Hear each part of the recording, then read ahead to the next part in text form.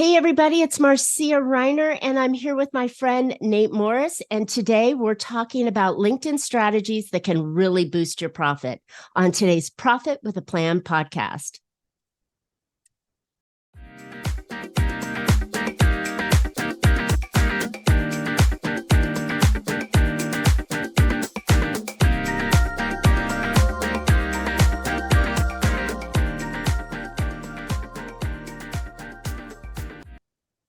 Hey, entrepreneurs, are you trying to make bigger profits in your small business? If you're like most of us business owners, increasing your profitability is always on your mind, and you're probably looking for ways to grow your revenue while growing your company. Well, you found a podcast that shares ideas to help you do just that. I'm Marcia Reiner, known as the Profit Booster and a business growth strategist. I've helped tons of small business owners to establish and implement a tangible plan that guarantees increased profitability, guide your growth, and plans for a future exit. Because building a highly profitable and sale-ready business creates a win-win scenario. That's more money now and a windfall when it's time to let go. And I want to share strategies that I've learned with you on today's Profit with a Plan podcast. But before we get started, I have a really great, powerful training called the 30-Day Profit Booster.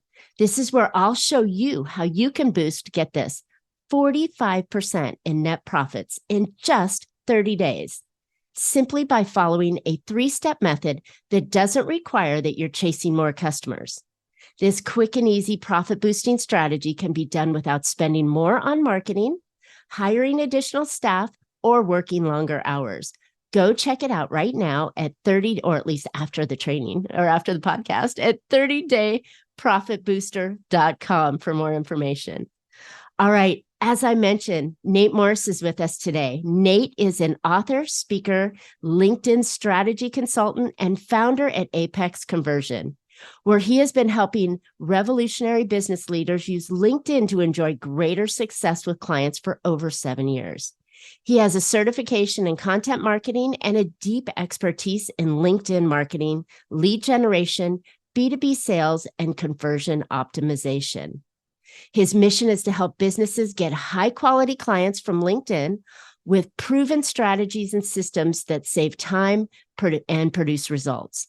He has developed a unique framework called the LinkedIn Leadership that enables businesses to get calls booked every week with qualified prospects in less than 30 minutes a day. With his help, businesses can get the most out of their time on LinkedIn and use it effectively to reach their target market while also building brand awareness. Wow. Nate, welcome to Profit with a Plan podcast. Thanks for having me. Absolutely. So, LinkedIn has become a completely different beast over the last few years. I know that many people used to use it for like a resume service, right? I'm looking for a job, my next job, here's my resume. But it's turned into a fantastic platform for business owners to connect, businesses to connect, and professionals to connect. So, am I right that it's shifted that recently? Yeah, I would say it's maybe not shifted, but evolved. Yeah, good word. Good word. Okay, so what I'd love to talk about today, but before we get started, I'll ask a little bit more about you. But I want to talk about how we can really leverage LinkedIn and pick up those clients we want and use it in the best way that, creates that relationship we're looking for. But before we get started on that, how in the world did you get into LinkedIn? You have a certification and a whole bunch of training, but something triggered that. What was that? So I was going into the online world from the kind of brick and mortar space. So I was actually, it was kind of a transition where I was working at a car dealership, and I was like, every person that could come on the lot, I could get all the information that I needed from them and actually move them through the buyer's journey. But when I went to the online space, it was actually in the RV world before COVID hit and everything. It was really interesting to see how much of the buyer's journey wasn't really touched on. And so I took that and looked at the buyers, and then was looking at, okay, now in terms of us bringing on more dealers back then, this is before the LinkedIn side, like you could cold call them, you could go in person, but I wanted a more efficient way. And LinkedIn had the best targeting out of any platform available, and it was already focused on business. So it was much easier to transition into exactly, the type of relationship that would lead to a client. Because like on Facebook, Instagram, it was really hard for me to even find who I want to talk to, who's the right person, let alone in a context that they're going to like. So yeah, it was really just that efficiency that was needed and noticing that LinkedIn had it, but also being able to add a connection note, being able to tell them why you're reaching out and what your intention is, versus them just seeing you and judging you based on, what your profile looks like, Yeah, and it's really interesting because when you compare with the other platforms out there, you're not doing a short video dancing to some crazy music or pouring ice over your head, or you're not taking pictures of your kids, your dogs, and your, every food plate that hits in front of you like the other platforms. This is really designed around business. And so when you're on the platform, you're there for business, right? Totally. I mean, people should still people buy from who they know, like, and trust. So still like be a human. But yeah, I would say that it's way more, if you want to use it for business, LinkedIn is probably the place to be, especially if you want control of who you're going after. Yeah, I think the targeting on LinkedIn has really, really improved over the past years. And there's two ways to use it, right? You've got the navigator or the paid side, and then you've got the not paid side. Do you think you could have effective search capabilities on the free side as well? I mean, it's gonna be better than nothing, but I do think that, especially seeing now with X and whatnot, specifically saying that paying them for a membership is going to make it so you do better in the algorithms. I don't see why that wouldn't also transition to LinkedIn as well if they weren't already doing that. Yeah, interesting. Okay, so let's get into the basis here of building really good opportunities in LinkedIn. And I think when we were discussing offline, the direction that we wanted to go here today, it really hit me or resonated with me, the importance of how you show up in LinkedIn, right? You come in and you're there for a reason, but how you engage with everybody. But it all starts with your profile, right? What are some of the things that we should have in our profile that would make it attractive for our target audience to either find us or recognize us when we find them? Totally. So I think there's a couple, I like questions because I think questions unlock everything. And so I think that there's just like two questions. Basically, you have to look at who your ideal client is. And I would only be going after the ideal client if you have a choice, because they kind of decide what your business becomes. So you really got to see, okay, throughout their journey, what are the actions that they have to take, kind of like the tangible things, and then what are the things that they have to learn. So what are the intangible things, and they might have questions they have to answer. And so when they visit your profile, if you're only there at the end and say, hey, here's how you can work with me, and you show some value or whatever, that might not be enough to actually help them through the journey. So they're basically forced to go somewhere else. Mm-hmm. And then that's a huge risk for you to take in terms of if you're going to acquire them or not. So I would be making sure that the profile can actually, for each of those stages, when you answer those questions, make it so that you can actually connect with them. So you can start some kind of relationship where they're at in the journey versus kind of waiting until they're there. And that could be, content that has opt-ins, or it could be, different ways of, hey, engage with this post if you're in this stage, or things for them to do. But it's really, how can you create relationships when they're like walking into your, I guess, online store. You could kind of think of it as. Nice. So okay. Sorry, go ahead. I was gonna say that's kind of like it's not super practical in terms of exactly what you would do, but I think that a couple things that are super practical that people don't really think about is the bio, that little bio line. So when you come up in a search or you comment on something, there's that little bio line. And so instead of just saying, who you are, put something on there that makes them want to go to your profile. So that their contacts like that what? They're kind of maneuvering through, now you're controlling more of that. Like what? Give me an example. So on mine, I know I had like ready to grow your coaching consulting or agency, Okay. or coaching consulting business or agency, then it would be like click the link in my bio or something like that. And so that would lead them to the profile from wherever they were at before. And, just how when you're like scrolling through or whatever, that context switch, you're kind of just in a, I don't even know how to say it. You're like, people are kind of like unconsciously like going through the internet. And so, if they're on your profile, it's way different than them looking at one part of you surrounded by, other people. Interesting. Okay, so I like that. So it's kind of a hook. So you're calling out your ideal audience right off the get go, and you're giving them an opportunity to learn more about you immediately, just in your bio, rather than saying, "Oh, I like to travel. I have a dog, and my superpower is," or whatever it is that people put in their bios, right? And when I say bio, I mean that little like The two lines, right? yeah, just the two lines, not the summary, even though Right. it sounds like bio would be a big thing, but Interesting. Okay, so you utilize that. Okay, I like that. So that's a really valuable piece. do you want And another one? then I go ahead. You want another quick hack? Yeah, I So was just gonna say, give us some the more. exp the experience section. So LinkedIn likes to put you on Google. Okay. So when people look you up, if your profile sucks, but somebody else's might be good, you might lose the deal just because of that. You might have your Wow. old job and now they're like, hey, what are they doing? They're not updated, like they're not on top of their stuff, especially if they're B2B, right? So your biggest clients are, depending on what space you're in, they're probably going to be B2B.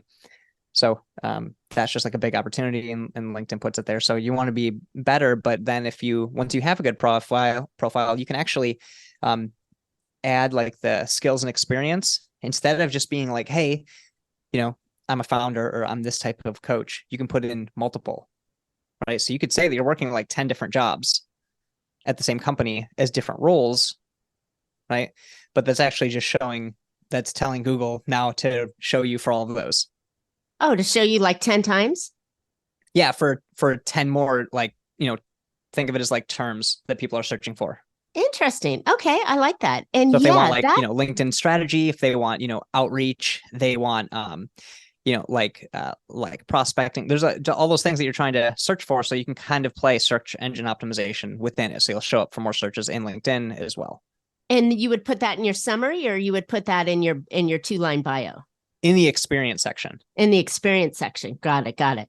Yeah, because it's like, so I've had both sides, right? Someone that says, okay, yeah, put your college, your last 10 years of jobs, and so it looks more like a resume rather than, rather than a profile, I guess is what I want to Make it call a it, sales right? page. Think of it as a sales page. That's what Because I each one think of of it as. those, you could link to something, like that covers each stage Ooh. of the journey. That's good. That's good. So you don't call it, so you don't necessarily say that, when I was 12, I worked at McDonald's, right? You say that here at this role in this company, I do this piece. And so you're giving the idea of the type of services and products and delivery and outcomes that you've had, results that you've had with different clients using a different search qualification, right? Yeah. So instead of just a profile that's basically commoditizing you, where it's just showing the basic information relative to other people's basic information, use it as something that works as like a mechanism.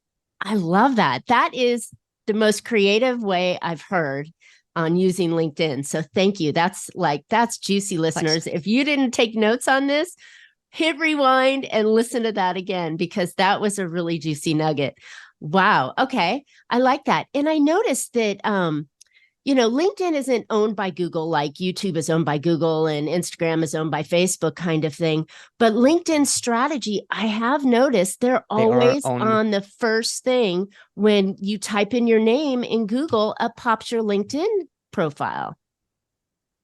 Yeah. They That's are prime owned real estate. by Microsoft though. So they are Okay. owned by Okay. a big company still, yeah. Oh, see, okay. See, I didn't even realize that link was there. Okay. So now, okay. So then they would, But they're but a big site, right? If right, huge site. someone's linking to you, because there's in SEO, there's domain authority and page authority, right? And so the domain is going to be made up of the page authority. And so if LinkedIn is a big site, right, and it has you on it, that's like, and then how they structure their internal like hierarchy and how Google reads that, it's probably something in there, but they're probably also friends, but Awesome. And then all the backlinks that you could produce out of that, if you're doing it right, by having the link going into your web page and the different angles that you have or landing page that you have. So, wow, that's really a creative idea that, like I said, I have not heard that part before. So I'm going to go in and optimize my experience to show more on that. But okay, so that's great. So before we leave off of our profile, is there anything else that we really want to make sure we touch on before we go into building relationships? I think that's probably enough. Okay. And then, obviously the great There's so many things I things, could say, but there's a couple things out there that I've heard about. You get on your phone and you record your voice and your intro that you can put under your picture, and make sure you've got a banner behind your picture. Don't just have something blue, right? To make sure that you look professional in doing it. But yeah, I think the profile idea is really, really good. Really, really there's good. another one that I saw that was interesting. That was where they used a video clip in their picture as well, but then in the featured section they had the video, and so those would be correlated in terms of making them want to go look at the video. Love it. Cool ideas. Great. These are extra things. I'm trying to give things that you can't just find from looking at Google. No, right? Really, really I don't want to be like, okay. Your summary should talk about you, and your profile picture should like be smiling and different from other people's. And current. Oh my gosh. Current too. Yeah. Yeah, pictures or something else.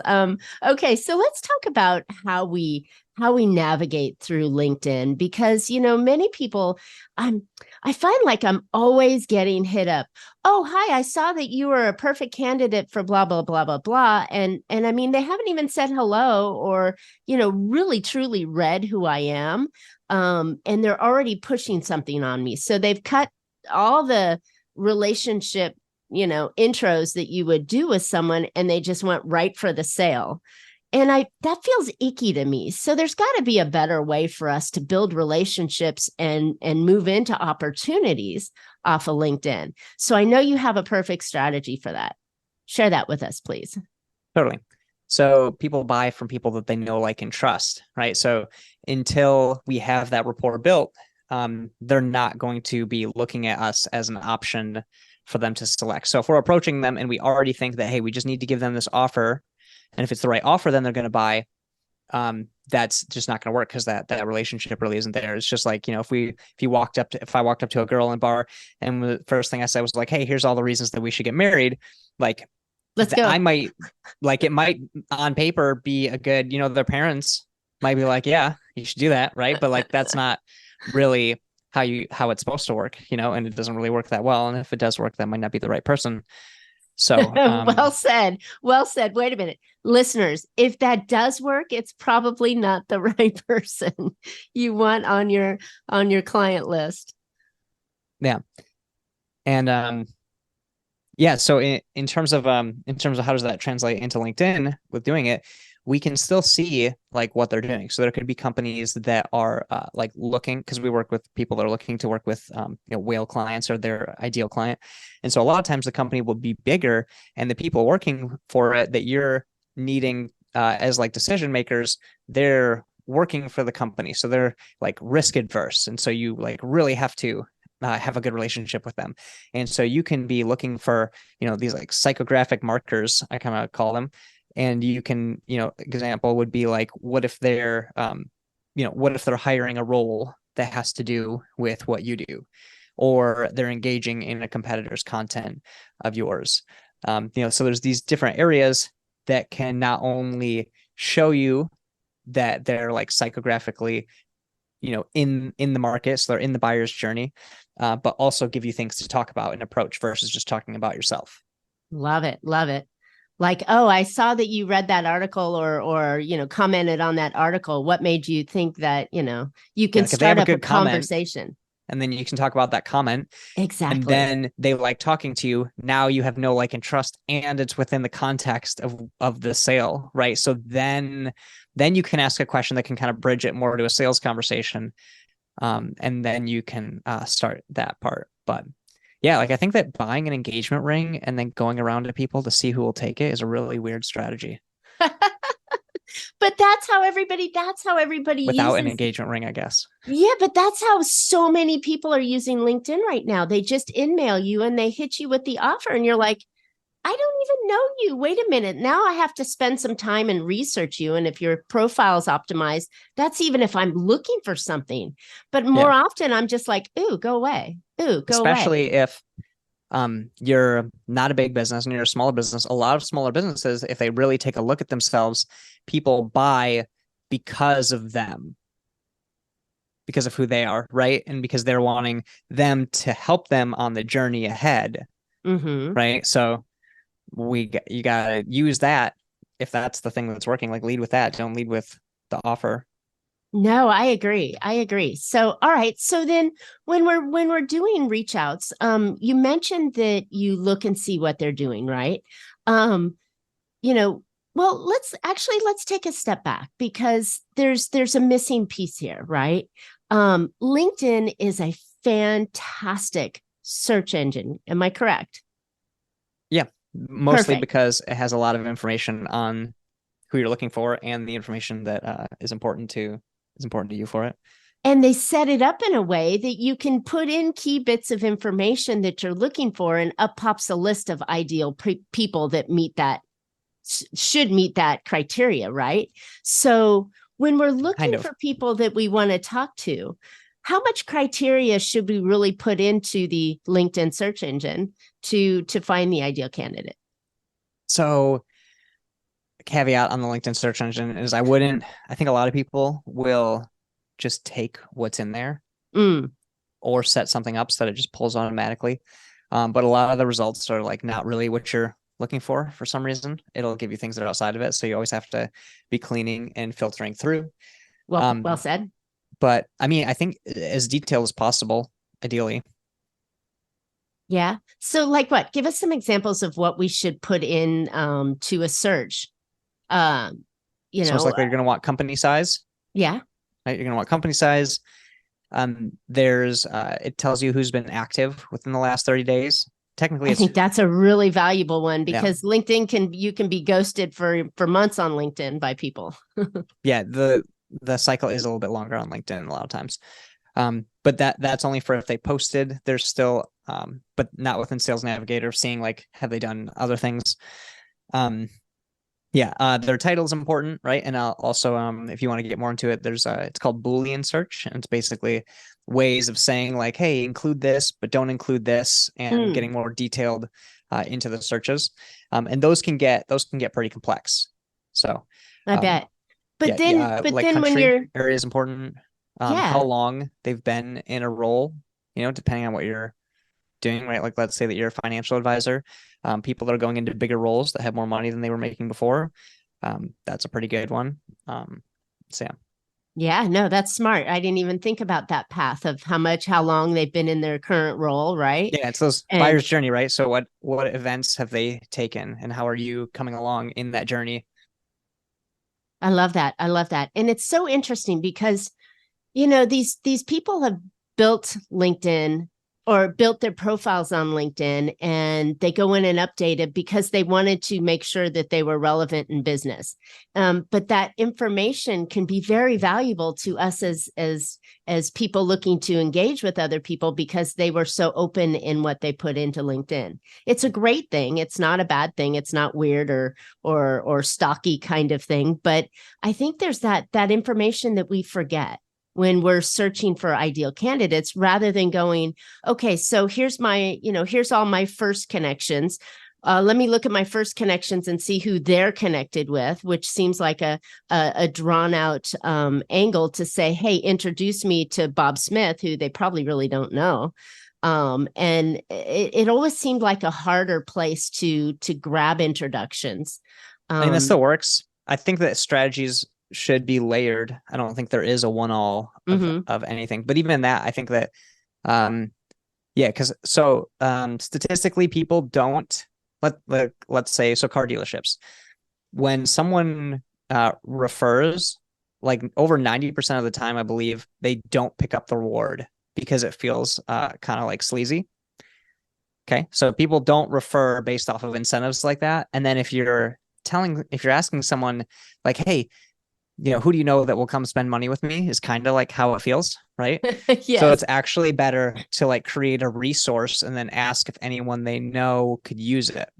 Mm, Because then if they that's can a good use it, they'll idea. tell you. Now you're in the conversation. If somebody else can, then now you got them, and they potentially, if you made it good, potentially experience like some sort of transformation that you kind of like own, that you're like a thought leader, right? You tell them something and now you own that spot. Love it. Love it. And I'm always a fan of adding value, right? To people that I work with, or I'm starting to work with, or I would love to work with. I'm always a fan of adding value in there. And I think that's a great way to start the conversation with. I just had a guest on last week actually that talked about referrals and how to really build those referrals out, and how the person asking for the referral always feels icky that the other person's going to feel like, oh, I need clients, I'm hurting for money kind of thing, rather than, adding value, like you just said, and saying, hey, I created this resource, are you interested in looking at it? Do you know anybody who else might want to look at it? I think that's an easier way to give that leverage up on the referral that you're giving, rather than saying, Bob, how do you know Bob? Would you Definitely. introduce us? Right. Yeah. Because then if they go, hey, well, this person could use it, and I could be like, awesome, we might have other resources. Like, do you know what they have going on? Yeah. Yeah. So it creates that opportunity to start a conversation, which is what this is all about when you think about it.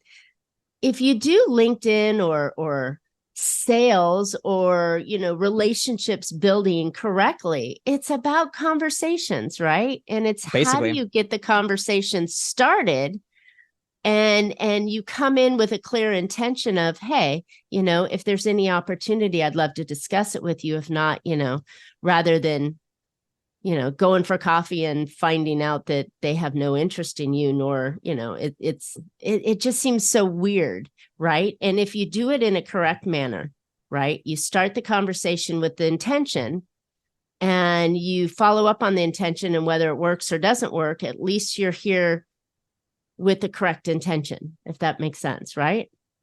Yeah. Yeah. And I mean, even if they aren't interested, it doesn't mean they're necessarily not an opportunity. If they're not interested and they were never going to become an opportunity, then that may be, your fault in who you're going after. You may have targeted wrong. And now you're learning something to kind of fix your targeting. Because if they use your services in the future, they can still be it. And if you're working for wanting bigger clients, those sales cycles are potentially uh, going to be longer. So I think that, yeah, the approach with them and the intent would be like, if I don't, like, don't be attached to the sale. If I'm not, if they don't become a client out of this, I'm still going to learn, and I'm still going to actually, help them. So you're more there for them Love it. than they are for you. And I think the flip side, you're learning something. If you come in hungry, starving, fangs out, ready to take a bite out of that client or potential client, then they're going to feel that. But if you come in with the conversation and the value, and hey, if this is an opportunity that makes sense, let's move forward. If not, that's okay. We could always move forward. They may always know somebody. I mean, there's so many different levels that you can get into once the conversation started. But I love the attempt that, you don't come in with this, intention of, I got to close this deal, right? And I think Yeah, it's so much nicer, so much more gentle and conversational, and profitable on so many different levels. totally. And you have the infinite profit, right? So Simon Sinek has the infinite game, right? Which is Mm-hmm. basically like, hey, if you're going into this, it should be more of an infinite game move, which means that it's not about, are you getting a client right now? And this whole like binary thing that people are like, is it going to be the end all right now, or is it going to be the stepping stone? And I think Right. that intention in the core, kind of affects what attention they have, or intention they have in the sales calls Love it. Love or it. meetings, whatever you want to call them, Right. conversations. Conversations, yeah, because conversation can start into a sales call, can go into a referral call, can go into an educational opportunity, can go into, hey, I got someone you need to meet, right? It can go in many different directions. So, yeah, I definitely like conversations, Yeah, it's just, who are because you spending them with? Exactly. How do you get the right Exactly. conversations with the right people? Exactly. Well, how do you get the right conversations with the right people since you teed yourself up with that? I would use what I was saying earlier, earlier with LinkedIn, or just The, have us do it for you. But I would be, I would be first figuring out if you could have any client, who would they be and what would they look like, and spend some time on that. And then, look at, okay, what's the journey that they have, and start making your profile associated with that and relevant to that. And then start reaching out to the people who you believe, if they were to see your profile, would benefit from it, and your profile would convert. And then, but additionally, talk to them. Don't just let them sit in the back of the class. Teacher still walks up, and those students are usually the most grateful. So if you're going to actually lead in your market, you should probably not just be sitting back. Yeah.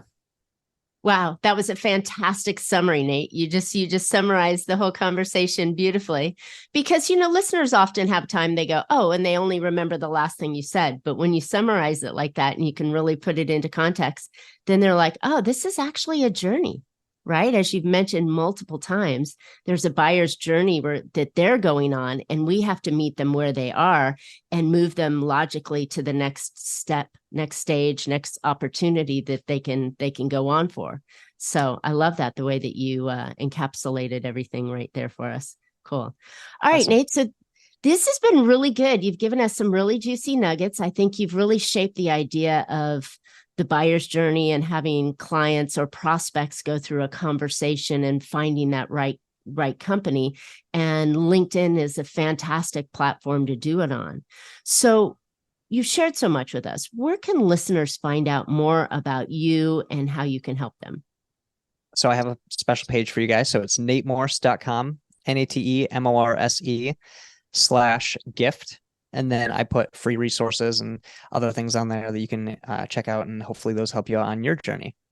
Love it. Love it. Thank you. So I know that these are going to be really helpful tools for all of us. And,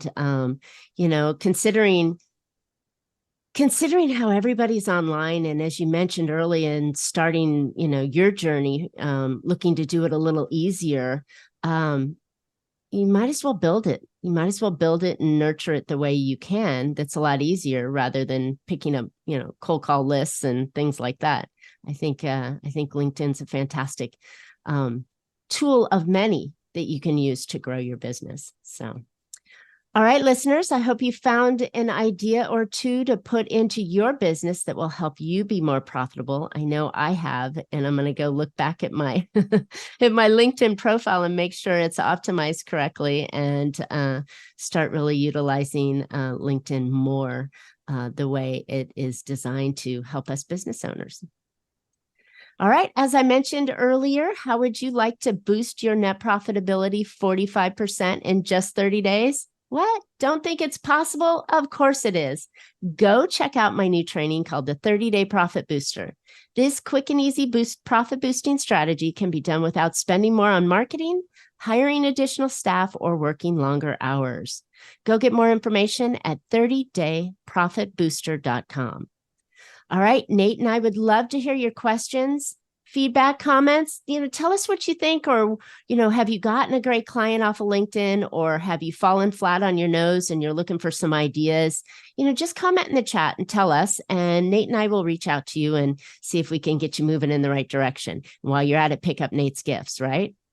And please subscribe to the podcast. You don't want to miss future shows, so you can subscribe right here at the link. And you can catch Profit with a Plan on any of your favorite podcast players. And we're looking forward to more great profitable information on next week's show. So until then, make your plans and profit with them. Thanks so much, Nate. Thanks. Where did that one?